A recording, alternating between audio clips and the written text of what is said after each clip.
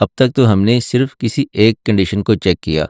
जब हमने कंट्रीज़ को चेक किया यूएसए के अगेंस्ट, तो that was also one condition कि whether the country is equal to USA और नॉट।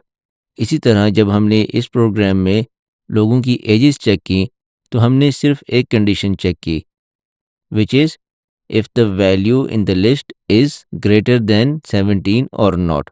लेकिन ऐसा भी तो हो सकता है कि किसी की एज 17 से ज़्यादा हो पर 18 ना हो, यानी कि somebody can be of age 17 years 2 months या 3 मंथ्स या 6 मंथ्स, तो वो 17 से तो बड़ी होगी उसकी एज, बट 18 से कम होगी, तो ही और she should not be able to vote.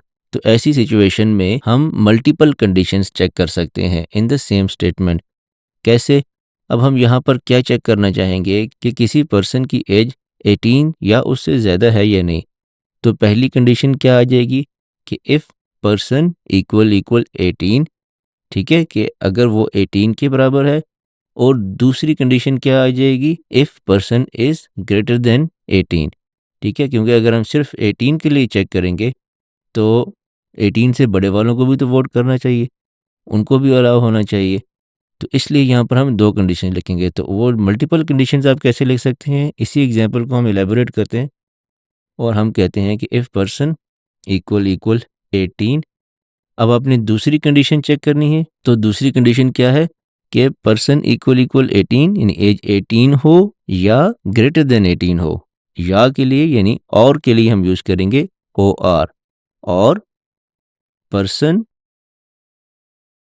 Greater than 18।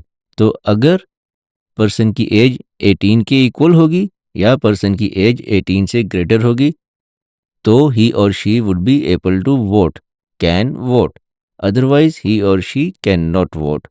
अब यहाँ पर ये चीज़ नोट कीजिए कि मैंने दोनों कंडीशंस, ये वाली कंडीशन और ये वाली कंडीशन, एक ही लाइन में विदाउट एनी पैरेंथेसिस लिख दी है। This is completely fine.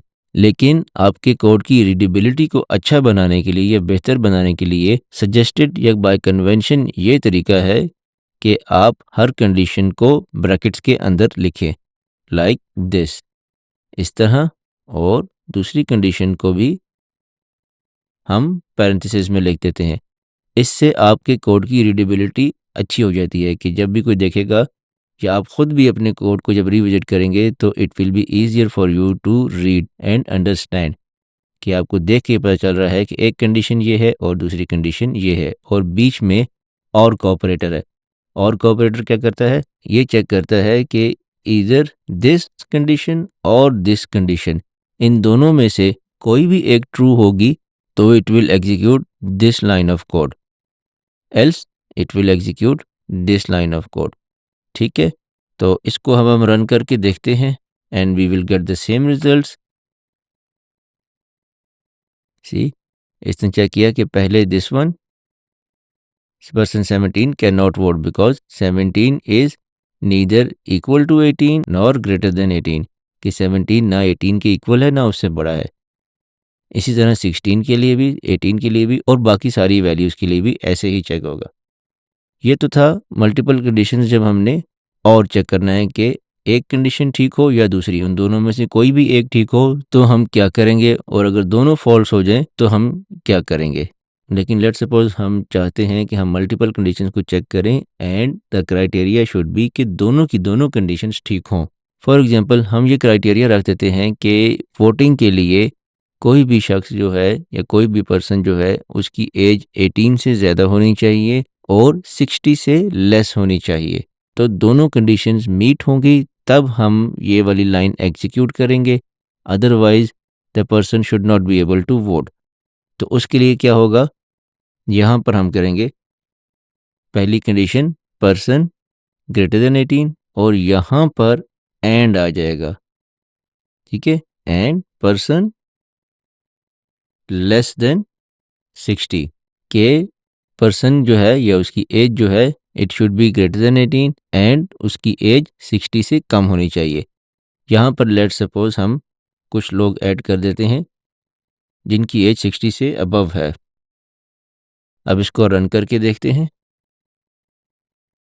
तो ये आप देखें person 17 can not vote, why, because 17 जो है वो ना 18 से ग्रेटर है और ना ही 60 से कम है।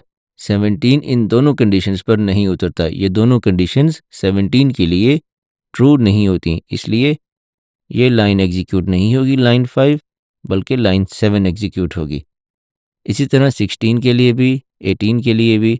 और आप देखें जब 65 पर आएगा तो यहाँ पर भी आपको ये कहेगा कि person 65 can not vote, because 65 इस कंडीशन पर तो उतरता है कि इट इज़ ग्रेटर देन 18, लेकिन सेकंड कंडीशन को मीट नहीं करता कि person should be less than 60।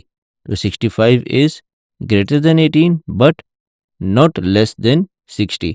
तो इस तरह आप मल्टीपल कंडीशंस भी चेक कर सकते हैं यूजिंग एंड या और।